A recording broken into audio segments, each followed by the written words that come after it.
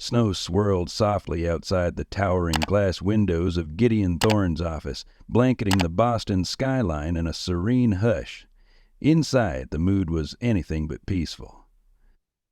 Gideon sat at the helm of an empire, a billion-dollar tech conglomerate he'd built from a single revolutionary algorithm.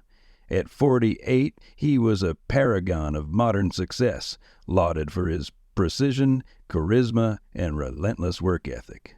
Tonight, however, was not about business.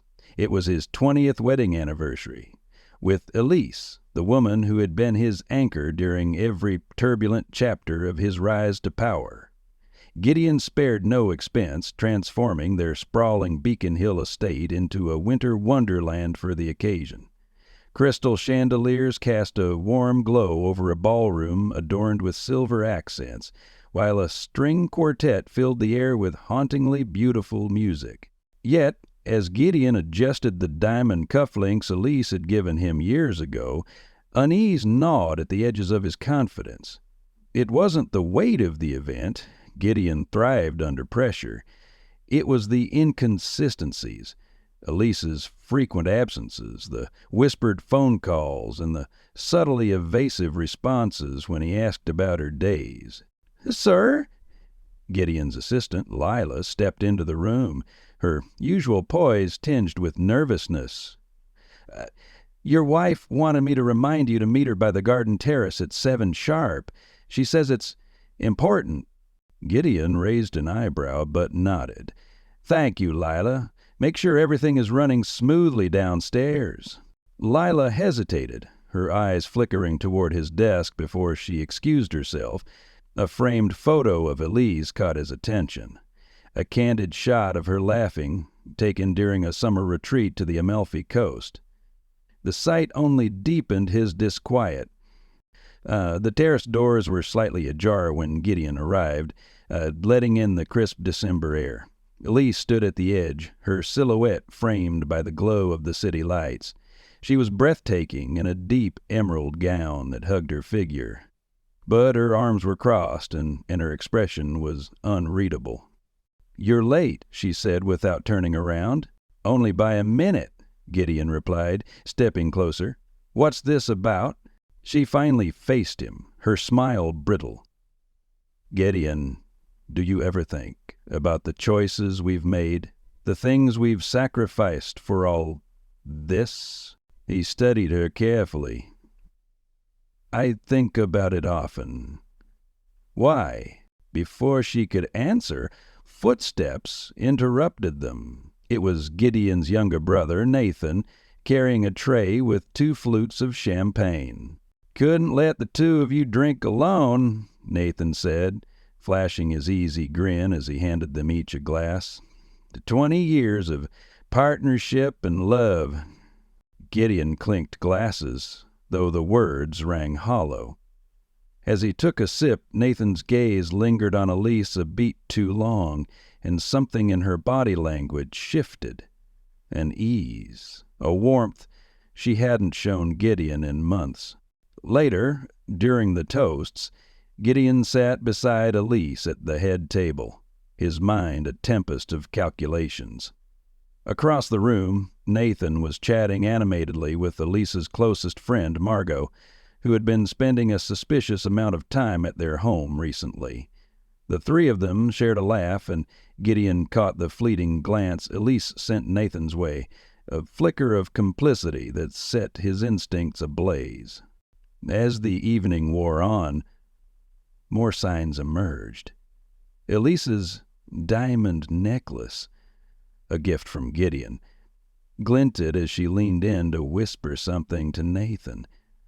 Her hand briefly brushing his arm, Nathan's confident smirk grew, while Margot excused herself abruptly, her demeanor uncharacteristically tense. By the time dessert was served, Gideon had decided on his next move. He excused himself under the guise of handling a last-minute business call and retreated to his study. There, he opened his laptop, accessing the security cameras he'd installed discreetly weeks earlier. The first feed revealed nothing unusual, but the second caught Gideon's attention. Margaret and Nathan were huddled in a quiet corner of the house, their voices muffled but urgent. "Margot, he's watching everything. You have to be more careful."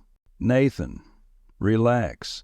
Gideon's too wrapped up in his ego to see what's right in front of him." Margot glanced around nervously. Elise isn't sure she can keep this up much longer. She's starting to feel guilty. Nathan chuckled darkly. "She'll stick to the plan. She has no choice. None of us do." Gideon's breath slowed, every word sinking like a blade.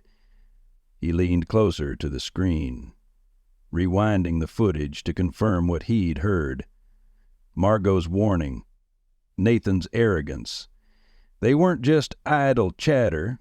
They spoke of great horror, universal and eternal. They were conspiring against him. In the ballroom, the guests began to thin out, but Gideon's resolve crystallized. This wasn't just betrayal. This was treason. And if there was one thing Gideon Thorne excelled at, it was unraveling a scheme thread by thread. Gideon returned to the ballroom, his expression unreadable, a mask of composure honed through decades of high-stakes negotiations. As he moved through the dwindling crowd, he became acutely aware of every interaction, every glance, and every whispered conversation. Subtle cues, now impossible to ignore, painted a vivid picture of the dynamics he'd missed. At the far end of the room, Elise stood surrounded by a trio of guests, her laughter warm and melodic. She looked radiant, the image of a supportive wife reveling in her husband's achievements. But Gideon no longer trusted appearances. Her gestures, how she touched her hair when Nathan approached, how her smile grew just a fraction softer in his presence, were no longer benign. Nathan sidled up beside Elise carrying a whiskey glass, his charm as polished as the gold cufflinks gleaming on his wrists. Gideon noted how Nathan leaned in closer than necessary, whispering something that made Elise laugh, her hand brushing his arm briefly. Gideon's hands clenched as he maintained his distance. Years of discipline kept him from storming across the room and confronting them outright. Instead, he reminded himself of the patience required to dismantle a betrayal of this scale. Acting prematurely would leave too many loose ends. He would need precision. By the time the final guests filtered out, Nathan was gone. Elise, now free of her social obligations, moved through the house, checking on the staff as they packed away the remnants of the evening. Gideon watched from the shadows, his mind racing. He followed her to the study. She paused at the threshold, noticing his presence. "You disappeared for a while tonight," she remarked casually, not turning around. "Everything all right?" "Business call," Gideon replied smoothly, stepping into the room and closing the door behind him. "You know how it is." Elise turned, her expression curious but calm. "I hope you didn't miss too much of the evening.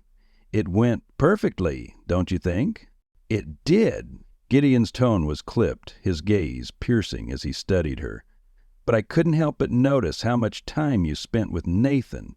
You two seem, close these days." Elise's lips parted slightly, her brows lifting in mock surprise. "Close? He's your brother, Gideon.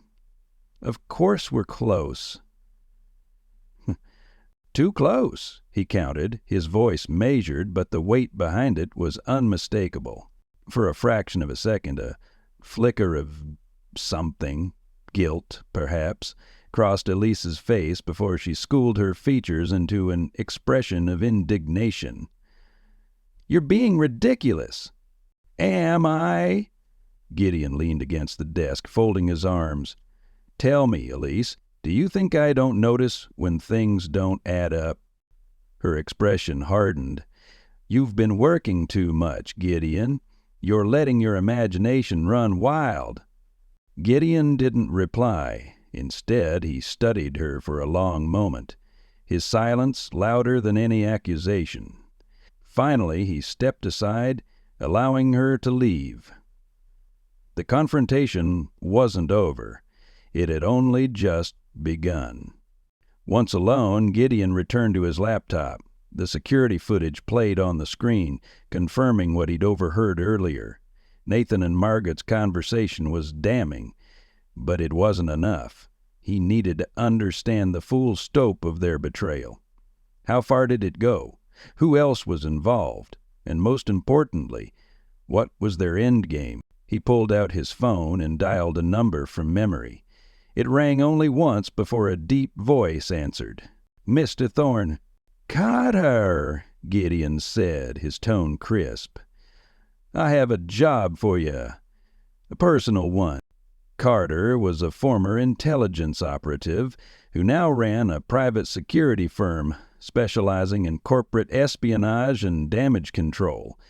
He owed Gideon a favor, one Gideon intended to cash in. "I need a full background check on Nathan Thorne," Gideon continued. "Everything. Bank records, travel history, phone logs. If he so much as bought coffee in the last 6 months, I want to know where, when, and with whom." "And the wife?" Carter asked. "Yes," Gideon replied. "Start with her recent activities and work backward. Leave no stone unturned." "It'll cost," Carter warned. "Price is irrelevant," Gideon said sharply. "I want results." The following morning, Gideon immersed himself in his usual routine, his demeanor calm and collected. At the breakfast table, Elise greeted him with a perfunctory kiss on the cheek before scrolling through her phone. "You're up early," she commented without looking up. "Lots to do," he replied. "Expanding the research division requires attention to detail." Elise nodded absently. "I have errands to run today. Don't wait up for me." Gideon raised an eyebrow. "Errands? Anything I should know about?" "Just boring household stuff," Elise said, brushing off the question with a laugh. "I'll be back by dinner." Hours later, Gideon sat in his office, reviewing reports when his phone buzzed. A text from Carter flashed on the screen. "She's not running errands. Sending coordinates." Gideon opened the attached map, which showed Elise's car parked at a luxury hotel across town. A flood of icy rage surged through him, but he forced himself to breathe, to think clearly. This wasn't the moment to act. Not yet. Instead, he turned his attention to the next layer of his investigation. Accessing his private server, Gideon pulled up encrypted files from the company's financial records. Over the past year, discrepancies had begun to emerge. Minor anomalies that his team had dismissed as clerical errors. But Gideon had always trusted his instincts, and now he saw a pattern emerging. Large withdrawals were being funneled through shell corporations linked to a name he hadn't seen in years, Nathan Thorne. The transactions were cleverly hidden, but Gideon's sharp eye for detail uncovered the trail. Elise's name appeared too, her signature on documents authorizing expenses that made no sense. As evening fell, Gideon sat in the dimly lit study, the weight of his discoveries pressing down on him. Elise returned home, her expression serene as she kissed his cheek and asked about his day. Her performance was flawless, but Gideon saw through it now. "I had an interesting meeting today," he said, watching her closely. "An investor is interested in acquiring one of our subsidiaries." "That's wonderful," Elise replied, her voice bright. "You've always been such a brilliant negotiator." Gideon smiled faintly. "Yes, I suppose I have." Later that night, as Elise slept beside him, Gideon stared at the ceiling, his mind racing. He had all the pieces of the puzzle, but the picture they formed was devastating. Elise and Nathan weren't just conspiring against him personally. They were targeting his empire. Everything he'd built was at stake. Gideon turned to look at her, the woman he'd once thought was his partner, his confidant. The betrayal cut deeper than he'd imagined, but it also fueled his determination. This wasn't over, not by a long shot. In his mind, the plan began to take shape. He would let them think they'd won, lulling them into a false sense of security. And when the time was right, he'd strike with the precision of a scalpel. Betrayal, Gideon thought as he slipped into a restless sleep, was a game he intended to win. 3 days after Gideon initiated his investigation, the first comprehensive report from Carter arrived. The dossier was delivered in an unmarked envelope, as discreet as the man himself. Gideon waited until Elise left for a charity luncheon, another of her meticulously maintained social obligations, before locking himself in his study to pore over the findings. Inside, Carter had painted a vivid picture of duplicity. Bank records, surveillance photos, and phone logs revealed an intricate web of deceit spanning months, if not years. Nathan had set up shell corporations with Elise listed as a secondary beneficiary. Elise, in turn, had signed off on questionable withdrawals from their joint accounts, all under the guise of investments or charitable donations. The most damning evidence, however, came in the form of encrypted messages. Carter had intercepted a thread between Nathan and Elise detailing their plans. The language was chillingly pragmatic, coded references to Phase 2, discussions of siphoning funds from Gideon's latest venture, and hints at a larger, still unclear endgame. One message stood out. "Nathan, once we control the votes, we'll proceed. He'll never see it coming. Focus on keeping him distracted." Elise, "Gideon's too focused on his tech empire to notice what's happening under his nose. Just make sure the offshore accounts are ready." Gideon closed the file, his hands steady despite the storm brewing inside him. Every betrayal, every calculated move against him was now laid bare. But something still nagged at him. Why? What drove Elise and Nathan to conspire against him so boldly?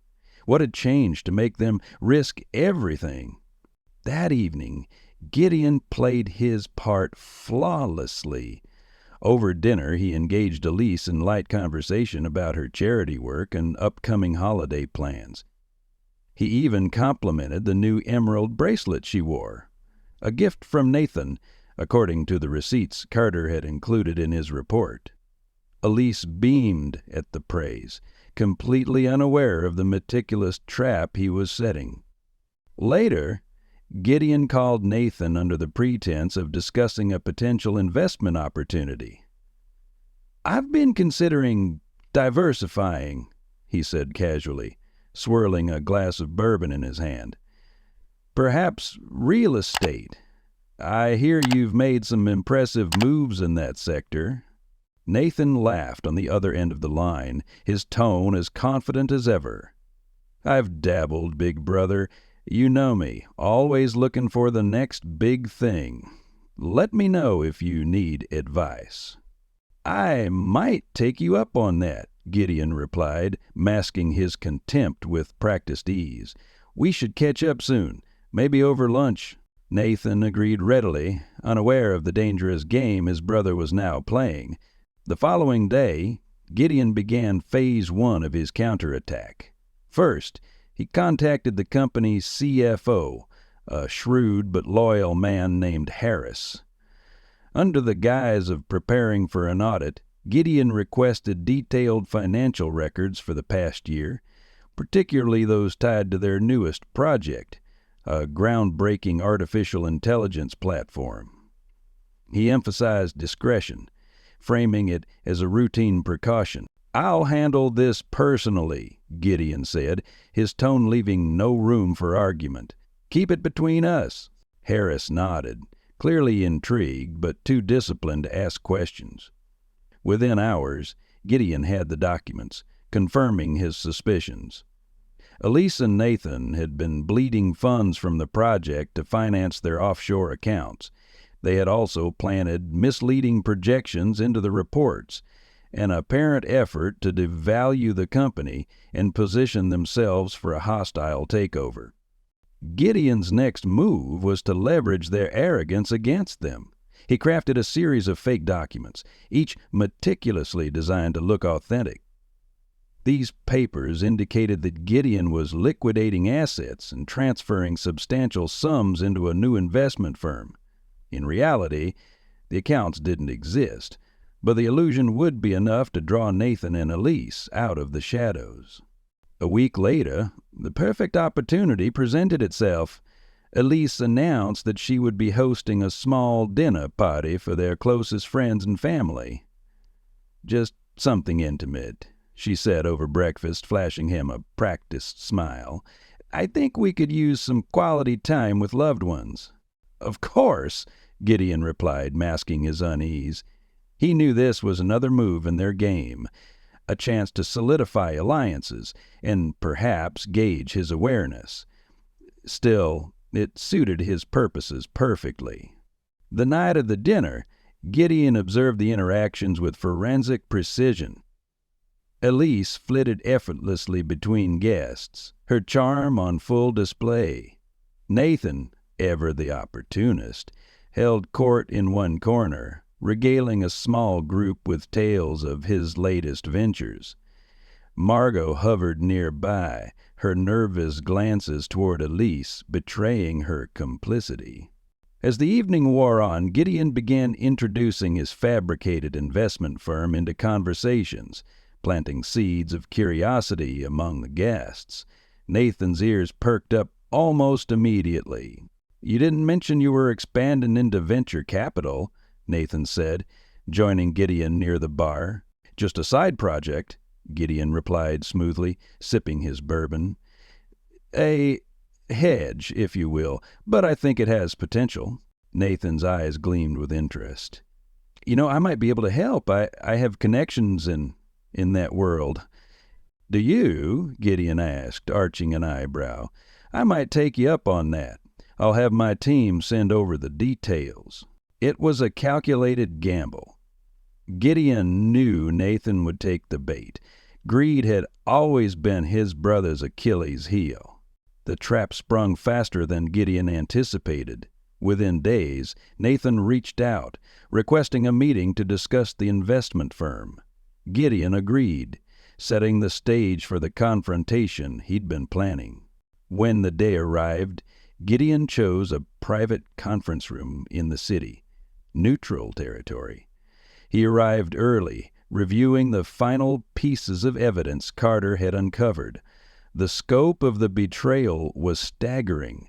Nathan and Elise had not only siphoned millions from his company, but had also conspired to sabotage key projects, undermining his reputation in the tech world. Nathan arrived, exuding confidence as he always did. "Thanks for meeting me," he said, extending a hand. Gideon shook it, his grip firm. "Of course. Let's get started." For the next hour, Gideon let Nathan weave his web, pitching grand ideas and subtly probing for access to the fictitious firm's funds. Gideon listened, his expression unreadable, until Nathan finally leaned back, a triumphant smirk on his face. "This could be big," Nathan said. "With my guidance, you'll be unstoppable." Gideon smiled faintly. Nathan, I've always admired your ambition, but there's one thing I admire more." "What's that?" "Integrity." Nathan's smirk faltered. "What are you?" Gideon slid a folder across the table, watching as his brother's face drained of color. Inside were the incriminating documents, photos and messages Carter had collected. Nathan's bravado crumbled as he flipped through the evidence. It's not what it looks like, Nathan stammered. Oh, it's exactly what it looks like, Gideon said coldly. You've been stealing from me, conspiring with Elise, and jeopardizing everything I've built. But what you don't realize is that I've been watching you every step of the way. Nathan's protest grew frantic, but Gideon silenced him with a raised hand. This is the part where you tell me it was all Elise's idea, that you were just a pawn in her game, but we both know that's not true. He leaned in, his voice low and deadly. The question now is, how much more are you willing to lose? As Nathan scrambled to salvage what remained of his dignity, Gideon's mind shifted to the next phase of his plan. This was only the beginning. Elise would be next, and when the time came, he would ensure she understood the full weight of her betrayal. The morning after his confrontation with Nathan, Gideon Thorne sat in his study, sunlight spilling across the polished oak desk. He was still, his fingers steepled as he reviewed the landscape of betrayal that had become his life. Nathan had folded, predictably, spilling every sordid detail to save himself. He claimed Elise was the mastermind, manipulating him into the scheme, but Gideon knew better. Nathan was no puppet. He had always craved power, and Elise had merely given him a chance to taste it. Still, Gideon understood that his brother was only one piece of the puzzle. The real challenge lay in unraveling Elise's motivations and determining the depth of her betrayal. Was this about money, power, or something far more personal? Gideon started his day with an unsettling normalcy. At breakfast, Elise joined him at the long dining table, her appearance immaculate as always. She sipped her coffee, scrolling through her tablet. Gideon noticed the small tells he had come to recognize, her occasional glance toward the window, as though she expected someone to arrive, and the way her fingers lingered on her wedding ring, twisting it absently. "Big day at the office?" she asked, her tone breezy. Gideon's smile was thin. "Always. And you?" "Oh, just the usual charity work," she replied, not missing a beat. "I have a meeting with the foundation board this afternoon." Gideon tilted his head. "I thought your foundation work slowed down this time of year." Elise blinked, recovering quickly. You know how it is. The end of the year brings all sorts of last-minute appeals." "Of course," he said, letting the conversation drop. He didn't need her to elaborate. Carter's surveillance team had already tracked her movements, confirming that the foundation was little more than a convenient cover for her clandestine meetings with Nathan. Back in his office, Gideon reviewed the next phase of his plan. He had already tightened his grip on the company's finances, rerouting access to key accounts, and quietly dissolving the shell corporations Nathan and Elise had created. But dismantling their infrastructure was only part of his strategy. To truly neutralize them, Gideon needed to discredit them, ensuring they could never wield influence or power against him again. He began by planting bait, a series of falsified financial projections and corporate memos that appeared to show a lucrative acquisition opportunity for Thorne Enterprises. The documents were convincing, laced with just enough technical jargon to pass casual scrutiny.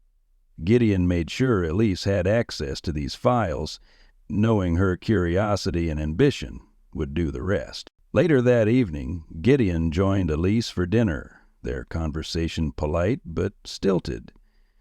He mentioned the fictional acquisition in passing, watching her reaction carefully. "It could be transformative," he said, swirling his wine. "A chance to expand into untapped markets." Elise's fork paused midair. "That sounds ambitious. Are you sure it's the right time to take on something so large? It's a risk, Gideon admitted, but the rewards could be substantial. She smiled faintly, but Gideon saw the gears turning behind their eyes. The seed had been planted.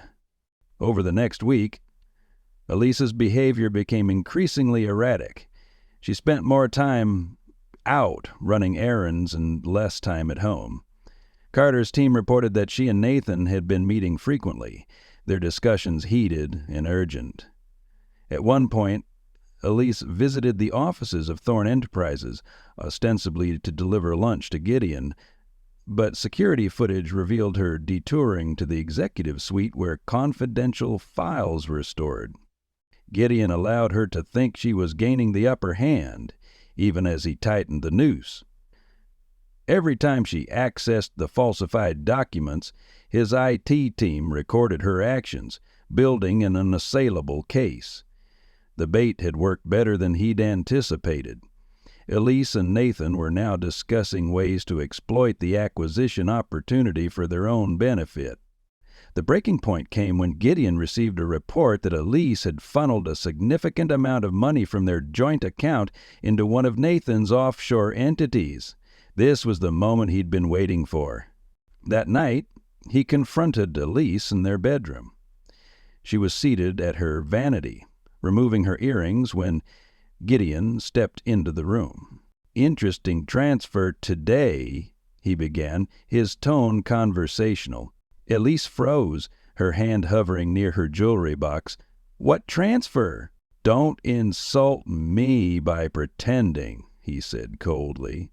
"You've been siphoning funds from our accounts into Nathan's shell companies." She turned slowly, her expression calm, but her eyes wary.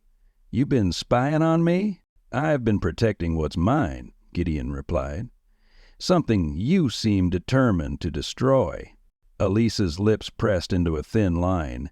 "You have no idea what you're talking about." "Don't I?" Gideon walked to his desk, picking up a folder. "You and Nathan have been conspiring for months. I have the documents, the recordings, the bank statements. I know everything, Elise." She stood, her composure cracking. "So, what now? You ruin me? Is that what you want?" Gideon's voice hardened. "I don't have to ruin you, Elise. You've done that yourself." For a moment she looked genuinely afraid, but then her expression shifted, defiant, almost triumphant. "Do you think I did this for money, Gideon? For power? You're so wrapped up in your empire that you can't even see the truth." "Then enlighten me," Gideon said, his patience wearing thin. She stepped closer, her voice a low hiss. "I did this because you stopped seeing me.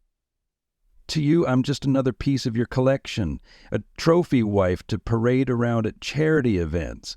Nathan saw me. He valued me." Gideon stared at her, his anger giving way to a cold, calculating clarity.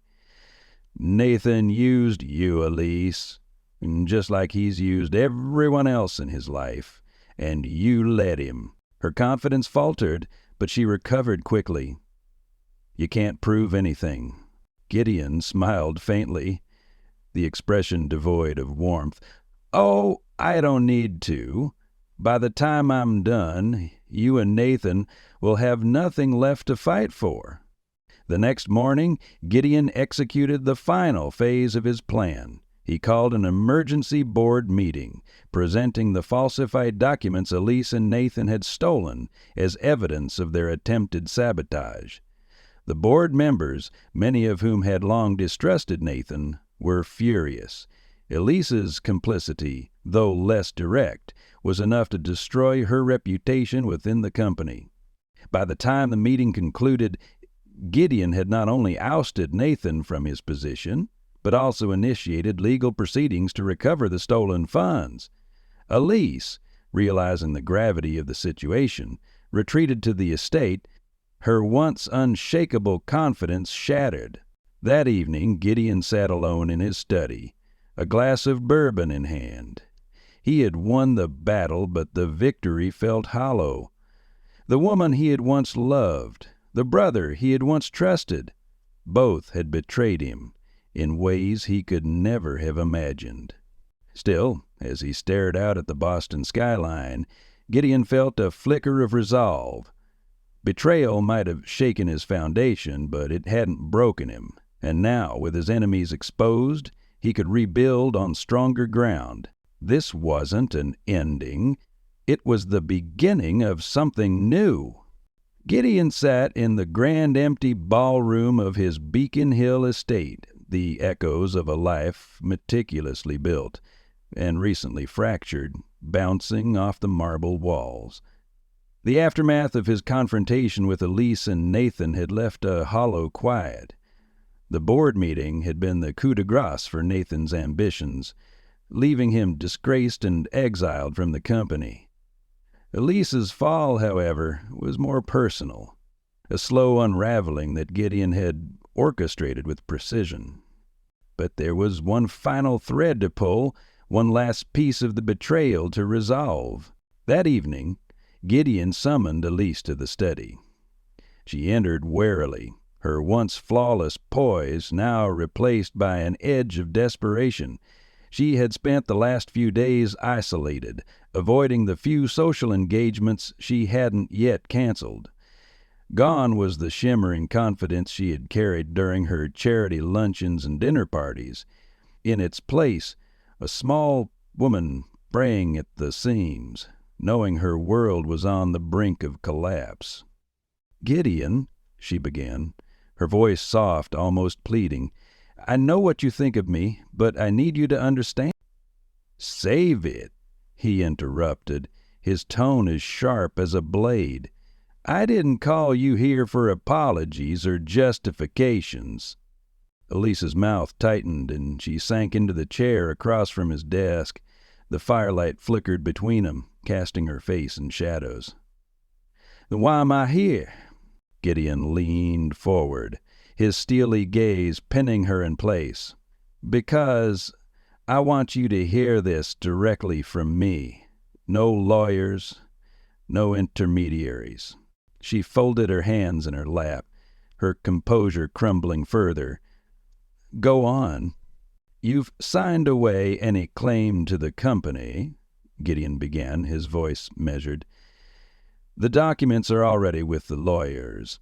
As of tomorrow, your access to the accounts will be revoked, and your name will be removed from every piece of Thorne Enterprises." Now it was Robert's turn to smile curiously as he saw her look, as hell was frozen under blue skies. The depths of his eyes were all but confined to their tears. Her eyes widened and she opened her mouth to argue, but Gideon cut her off. "I've also ensured that Nathan's accounts are frozen. Whatever future you thought you'd have together, it ends now." Elise's face paled, and for a moment, silence filled the room. Then, in a low voice, she said, "You think you've won, don't you?" I know I've won," Gideon replied, his tone laced with finality. "This isn't just about protecting what I've built, but it's about ensuring that neither of you ever get the chance to use me again."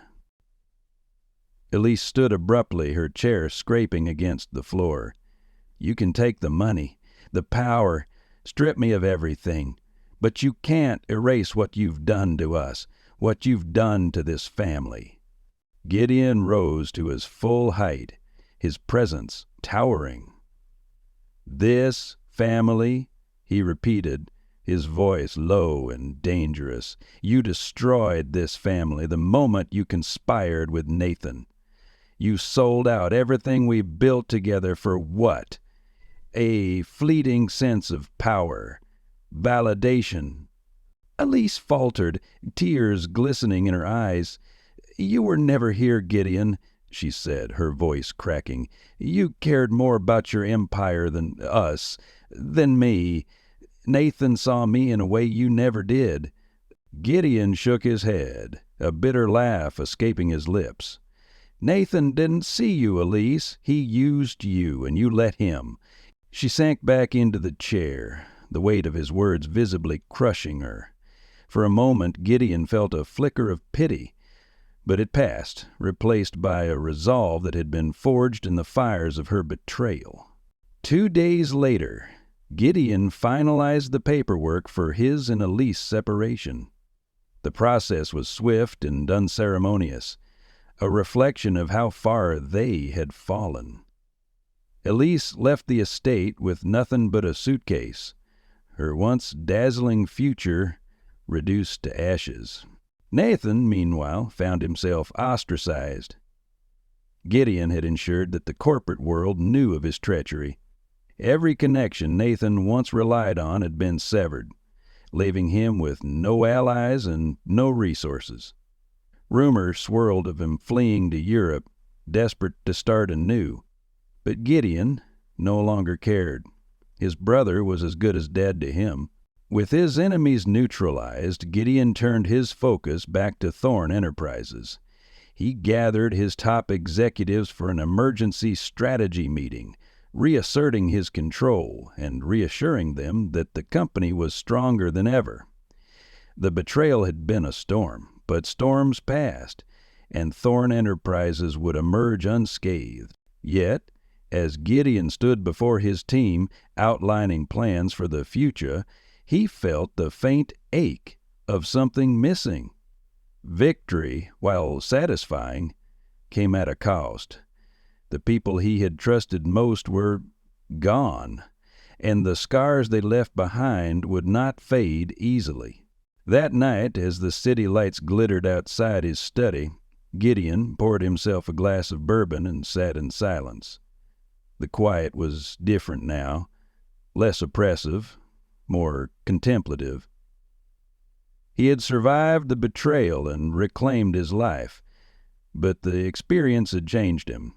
Trust, once a cornerstone of his relationships, now felt like a liability. For the first time in years, Gideon allowed himself to reflect on what came next. Without Elise's false smiles or Nathan's hollow camaraderie, the path ahead felt strangely clear. It wasn't just about rebuilding. It was about redefining what mattered. He opened his laptop, pulling up the blueprint for a new project. Not another company or acquisition, but something personal, a foundation dedicated to empowering young entrepreneurs. It was a vision he had shelved years ago, too consumed by the relentless grind of his business empire. Now, it felt like the right time to begin again. The next morning, Gideon stood in his office, gazing out at the Boston skyline. The world continued to turn, indifferent to the upheaval in his life. But Gideon was no longer the same man who had sat in that office weeks ago, oblivious to the betrayals unfolding around him. He was sharper now, more vigilant, and though the scars of betrayal would remain, they served as a reminder of his resilience. Gideon Thorn was a man who had faced the abyss and emerged unbroken. As he straightened his tie and prepared for the day ahead, one thought lingered in his mind. The storm had passed, but the sky would never be the same again.